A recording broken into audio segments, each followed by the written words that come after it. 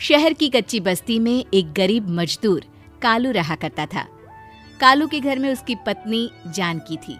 जानकी लोगों के घरों में झाड़ू पोछा करके कुछ पैसे कमा लेती थी और वहीं कालू किसी तरह मेहनत मजदूरी करके 2 वक्त की रोटी का जो कालू की मजदूरी बंद हो गई थी। अरे जानकी, इस बार तो बरसात ने हद ही कर दी, रुकने का नाम ही नहीं ले रही। कुछ समझ में नहीं आ रहा, अगर इसी तरह काम पर नहीं गया तो 2 वक्त की रोटी का जुगाड़ कैसे होगा। अरे तुम चिंता क्यों करते हो, बारिश का क्या है, 1 आध दिन में रुक जाएगी और उसके बाद में फिर से काम शुरू हो जाएगा। अरे 3 दिन तो हो गए, बरसात तो रुक ही नहीं रही है और आगे भी रुकने के कोई आसार नहीं दिख रहे। तो क्या हुआ, तुम्हारा काम बंद हुआ है ना? मैं तो अभी भी लोगों के घर झाड़ू पोछा करने जाती ही हूँ। मेरे पगार से कुछ दिन तो निकल ही जाएंगे। अरे घर का खर्चा तो हम किसी तरह चला लेंगे जानकी, लेकिन ये जो छत टपक रही है इसका क्या करेंगे?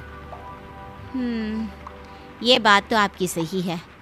हमारी झोपड़ी अब काफी पुरानी हो चुकी है और इसके छप्पर में भी कई सारे छेद हो गए हैं। रात भर पानी टपकता रहता है। अरे मैं भी इसी बात से बहुत परेशान रहता हूँ। कहीं किसी दिन ज्यादा बारिश आ गई तो हमारी झोपड़ी टूटकर बिखर ना जाए। राम राम राम, ऐसी अशुभ बातें क्यों करते हो? अरे ऐसा कुछ नहीं होने वाला। ये झोपड़ी ही तो हमारा सब कुछ है। अगर यही नहीं रही तो हम जाएंगे कहाँ? ठीक है जानकी, जब तुम्हारी पगार मिल जाएगी तो कुछ पैसे बचाकर झोपड़ी के छप्पर की मरम्मत करवा लेंगे। शायद हमारी परेशानी कुछ कम हो जाए। ठीक है जी, अब ना ज्यादा परेशान मत हो।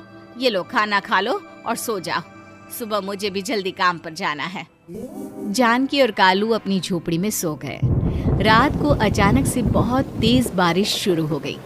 धीरे धीरे बारिश का पानी कालू की बस्ती में भरने लगा। पानी भरते भरते झोपड़ी के बाहर तक पहुंच गया था। सुबह के वक्त जब कालू और जानकी सोकर उठे, हे भगवान, ये क्या हो गया? बारिश का पानी तो हमारे घरों तक पहुंच चुका है। अब मैं काम पर कैसे जाऊंगी? रहने दो जानकी, तुम आज काम पर मत जाओ, ऐसे पानी से निकल कर जाओ। अरे लेकिन जानकी, झोपड़ी के बाहर तो पूरी बस्ती में पानी भरा है, तुम जाओगी कैसे? जानकी जैसे तैसे करके काम पर चली जाती है, लेकिन अगले दिन फिर से बहुत ज्यादा बारिश होती है और बस्ती में ज्यादा पानी भर जाता है। आज तो मैं तुम्हें किसी भी तरह काम पर नहीं जाने दूंगा। अरे अगर तुम्हें कुछ हो गया तो क्या होगा? ठीक है, तुम ठीक ही कहते हो, आज नहीं जाती। अगर मालकिन नाराज हो गई तो मना लूंगी किसी तरह। अरे मनाने वाली क्या बात है, जब तुम बताओगी कि हमारी झोपड़ी में पानी भर गया है तो वो खुद ही समझ जाएंगे ना।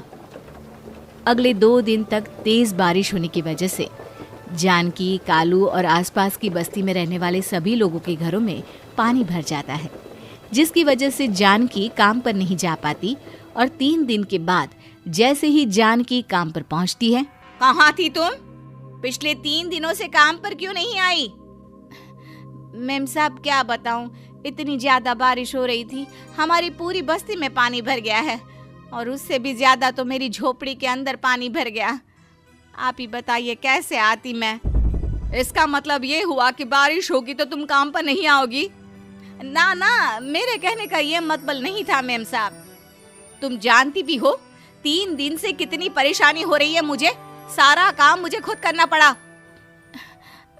माफ कर दीजिए मालकिन जी, पर मैं क्या करती, आने के लिए रास्ता ही नहीं था, सब जगह पानी भरा हुआ था। बहाने तो तुझे बहुत बनाने आते हैं। जानकी देख, अगर अगली बार ऐसा किया ना तो फिर काम से हमेशा के लिए छुट्टी। अरे ना ना मालकिन, ऐसा मत कीजिए। बारिश की वजह से मेरे पति की मजदूरी भी छूट गई है। बड़ी मुश्किल से घर में 2 वक्त खाने की रोटी का जुगाड़ हो पाता है। घर का सारा काम करो। बारिश रुकने का नाम ही नहीं ले रही थी। पूरे शहर में बाढ़ जैसे हालात बन गए थे, लेकिन नौकरी जाने के डर से जानकी किसी तरह रोज काम पर जाती थी।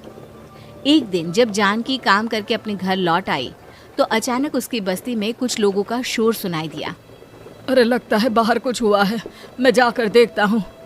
हाँ, पता तो कीजिए, ये बस्ती में लोग इतना शोर क्यों कर रहे हैं? बाहर जाकर कालू ने एक आदमी से पूछा।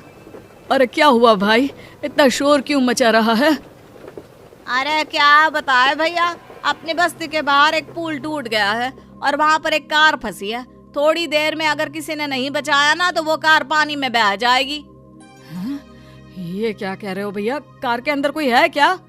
हाँ, कोई औरत बैठी है, अकेली है, बहुत रो रही है बेचारी, मदद के लिए बुला रही है। अरे तो हमें जाकर उनकी मदद करनी चाहिए ना। अरे लेकिन इसमें बहुत खतरा है, हमें अपने आप को बचाना चाहिए। पानी कभी भी हमारी बस्ती की तरफ आ सकता है। अरे तुम्हें नहीं चलना तो मत चलो, लेकिन मैं तो जाकर उस औरत की मदद जरूर करूंगा। कालू उस जगह पर पहुंचता है जहां वो औरत कार में फंसी हुई थी। वहां पर पानी का बहाव बहुत तेज था और सारा पानी कालू की बस्ती की तरफ ही आ रहा था। कालू ने एक बड़ी सी रस्सी को पेड़ से बांध दिया और दूसरे सिरे को कार की तरफ फेंक दिया और उस औरत को रस्सी के सहारे बाहर आने के लिए कहा। तभी वहां जानकी भी दौड़ती हुई आई। अरे ये तो मेरी मालकिन है जिनके यहाँ मैं काम करने जाती हूँ। अरे मैडम जी, आप डरिएगा मत, आपको कुछ नहीं होगा।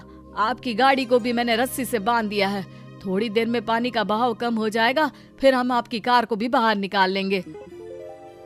क्या तुम जानकी के पति हो? हाँ हाँ, जानकी मेरी ही पत्नी है, आपके यहाँ काम करती है ना।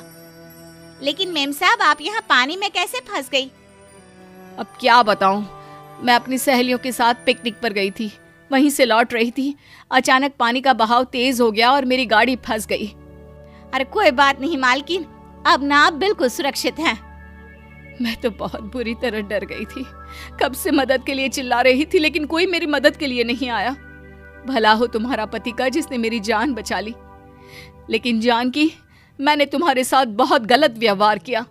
इतने खराब मौसम और बाढ़ में भी तुम्हें काम पर आने के लिए कहा, नौकरी से निकालने की धमकी भी दी, और तुमने मेरी जान बचाई। मुझे माफ कर दो। अरे कोई बात नहीं मालकिन, आपकी जान बचाना तो हमारा धर्म था। देखो जानकी, तुम्हारी झोपड़ी में जो भी नुकसान हुआ है उसके लिए मैं तुम्हें पैसे दूंगी। आज तुम्हारे पति ने मेरी जान बचाई है और आज के बाद मैं तुम्हें कभी भी नौकरी से निकालने की धमकी नहीं दूंगी। आज मैं तुम्हारी परेशानी को अच्छी तरह समझ चुकी हूँ। हम जैसे पैसे वाले लोगों के लिए अपने घर में बैठकर बारिश का मजा लेना बहुत आसान है, लेकिन तुम गरीब लोगों के लिए बाढ़ और बारिश काफी परेशानी खड़ी कर देते हैं। ये बात मुझे आज अच्छी तरह समझ आ गई है। आपका बहुत बहुत धन्यवाद मालकिन।